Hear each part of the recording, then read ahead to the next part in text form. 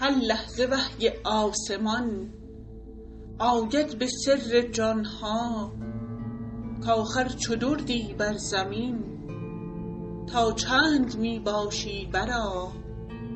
هر کس گران جانان بود چون درد در پایان بود، آنگه رود بالای خم کان درد او یابد صفا. گل را مجنبان هر دمی تا آب تو صافی شود، تا درد تو روشن شود، تا درد تو گردد دوا.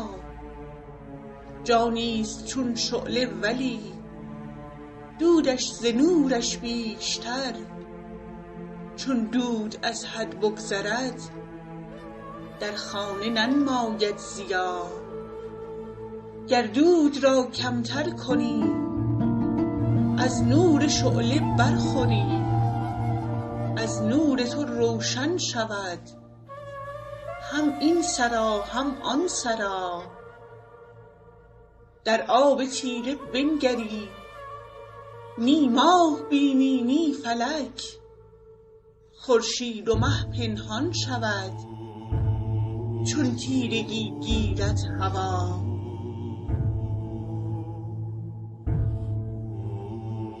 باد شمالی می وزد کز وی هوا صافی شود، وز بهر این صیقل سحر در می دمد باد صبا. باد نفس مر سینه را ز اندوه صیقل می زند، گر یک نفس گیرد نفس مر نفس را آید فنا.